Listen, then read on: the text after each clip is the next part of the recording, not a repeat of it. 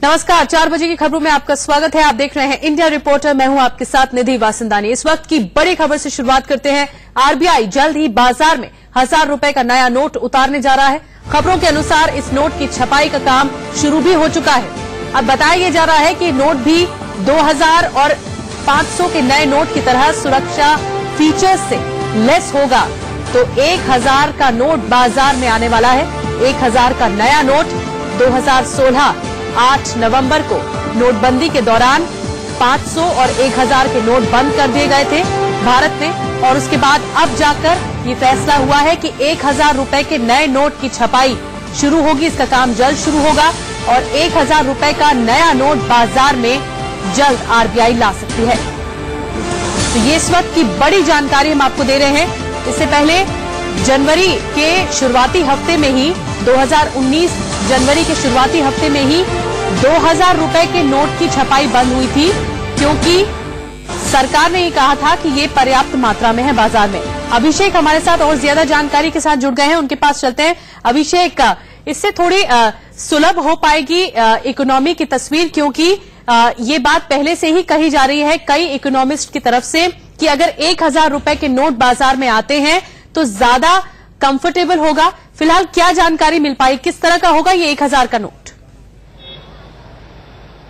बिल्कुल सही कहा आपने कि जरूर लोगों के लिए सुविधा होगी, क्योंकि जिस तरीके 2000 का नोट जब से मार्केट में आया कहीं कहीं तमाम लोगों को दिक्कतों का सामना करना पड़ रहा था, और इसीलिए जैसा कि सही कहा पिछले महीने 2000 के नोट की छपाई बंद कर दी गई थी। आपको बता दूं, जनवरी में ही 1000 के नोट लाने का प्लान सरकार ने कर लिया था, यानी आरबीआई की तरफ से लाने का पूरा प्लान हो गया था, लेकिन जो प्रिंटिंग प्रेस होते हैं उसमें 500 के नोट की छपाई बहुत अधिक मात्रा में हो रही थी, इसलिए प्रेस खाली नहीं थे। इसलिए जो जानकारी अब यह मिल रही है कि छपाई तो शुरू हो चुका है, लेकिन इसका लॉन्च जो है 7 हो सकता है फरवरी महीने में कर दिया जाए। और आपको जो जानकारी हमें यह मिली कि 7 फरवरी को आरबीआई क्रेडिट पॉलिसी लॉन्च होने वाली है। हो सकता है उस क्रेडिट पॉलिसी लॉन्च के बाद या लॉन्च के पहले आरबीआई इस 1000 के नए नोट को लॉन्च कर सकती, जो सूत्र हमारे लगातार बता रहे हैं। लेकिन जो जाहिर सी बात है, जो 2000 के नोट और 500 के जो नोट नए आए हैं, उसी तरीके से सुरक्षा के तमाम जो यहां पर होते हैं उससे लेस होगी 1000 के नोट, और इसका कलर भी डिफरेंट होगा, पहले के मुकाबले से कलर भी काफी अलग होगा।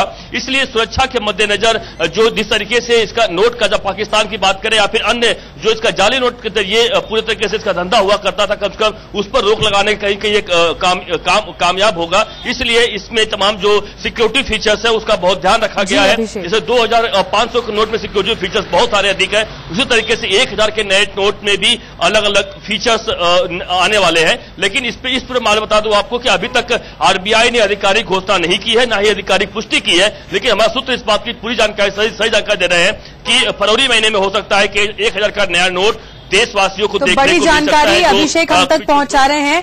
फरवरी महीने में लॉन्च हो सकता है 1000 का नोट। तैयारी पूरी की जा चुकी है और इसमें भी 2000 और 500 की तरह जो नए नोट निकाले गए थे आरबीआई की तरफ से, इसमें भी सुरक्षा फीचर्स होंगे जैसा कि दूसरे नोटों में होता है। धन्यवाद आपका अभिषेक ये जानकारी देने के लिए।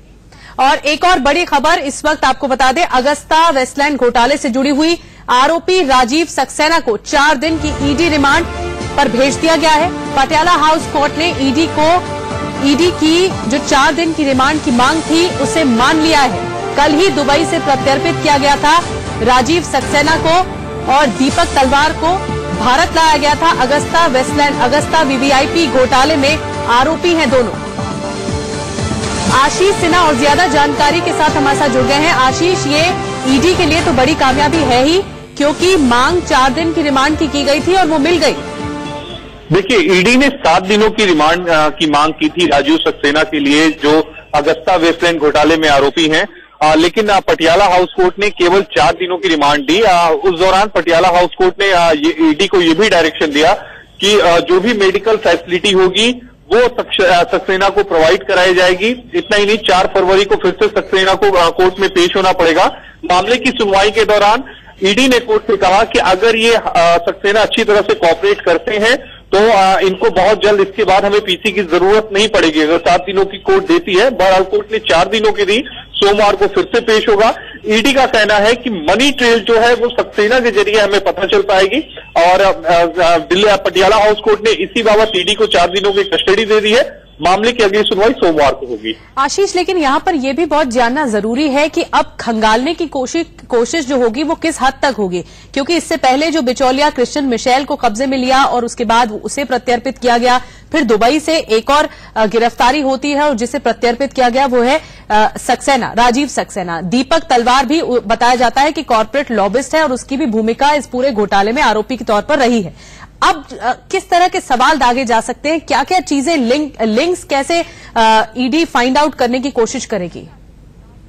कि अगर हम तलवार की बात करें तो तलवार को किसी दूसरे मामले में ईडी ने गिरफ्तार किया है, लेकिन सबसे दिलचस्प बात रही राजीव सक्सेना को जब कोर्ट में पेश किया गया तब ईडी ने कोर्ट में कहा कि हम मनी ट्रेल का पता लगाएंगे। इसके अलावा हमें पता है कि जो राजीव सक्सेना है उनकी जो तबीयत है वो खराब है। इतना ही नहीं, कोर्ट ने ईडी ने ये भी कहा कि मॉरिशस ऑपरेशन की हमें जानकारी चाहिए और कुछ लोगों के साथ राजीव सक्सेना को सामने बैठा के हमें कन्फ्रंट कराना है। ये रकम जो डील में आया था उसका बेनिफिशियरी कौन था, ये तमाम जो चीजें हैं इन सबकी जानकारी ईडी को चाहिए और इसी बाबत ईडी ने रिमांड की एप्लीकेशन लगाई थी, जिसको 4 दिनों की रिमांड पर राजीव सक्सेना को पटियाला हाउस कोर्ट ने भेज दिया है। मांगी तो गई थी 7 दिन की रिमांड, लेकिन 4 दिन पर सहमति मिल गई है और पटियाला हाउस कोर्ट की तरफ से ईडी को 4 दिन की रिमांड मिल गई है राजीव सक्सेना और दीपक तलवार की। और अब लगातार इनसे सवाल दागे जाएंगे और खंगालने की कोशिश होगी अगस्ता वीवीआईपी घोटाले में। धन्यवाद आशीष आपका जानकारी देने के लिए।